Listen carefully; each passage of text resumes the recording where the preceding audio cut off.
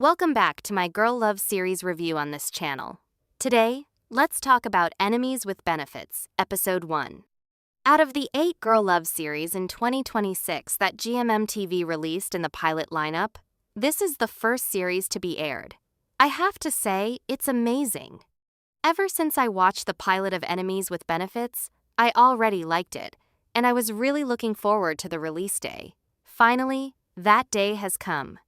What I really like about this series is how it places two extremely attractive women in the same story.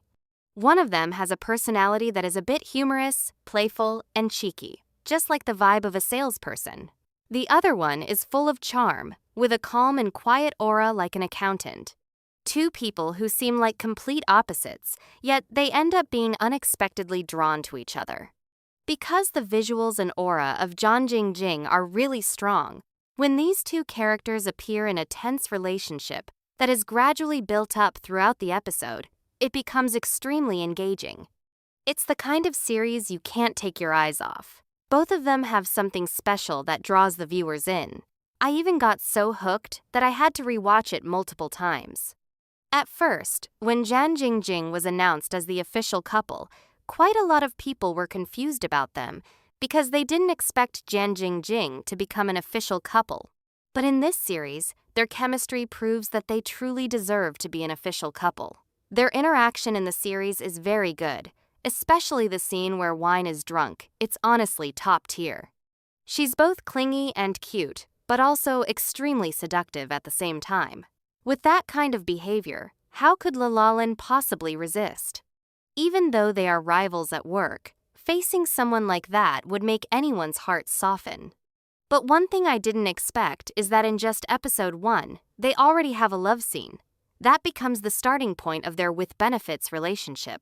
And now the story will move into how they deal with things after crossing that initial boundary of tension. What's interesting is that the main issue of the story is no longer about how to break the tension between them, but rather what happens after it has already been broken. How will they face and handle it?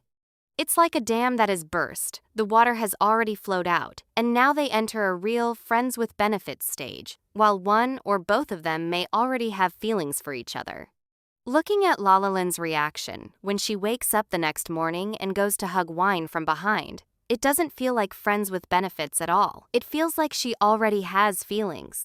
It seems like the pacing of this series is much faster than in the original novel. I thought this kind of development would only happen around episode 2 or 3, but I didn't expect it to happen at the end of episode 1. So I'm not sure yet whether the later episodes will change the storyline compared to the original novel or not. We'll have to wait and see.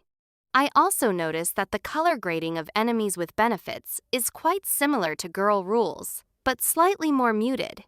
Meanwhile, the color tone in the pilot was much brighter and looked significantly better compared to the color in episode 1. Another thing is that although their love scenes are very attractive, there are too many collage, which can make it a bit confusing for the viewer and hard to follow. I had to rewind quite a lot just to see it clearly. But overall, this is still a very watchable series.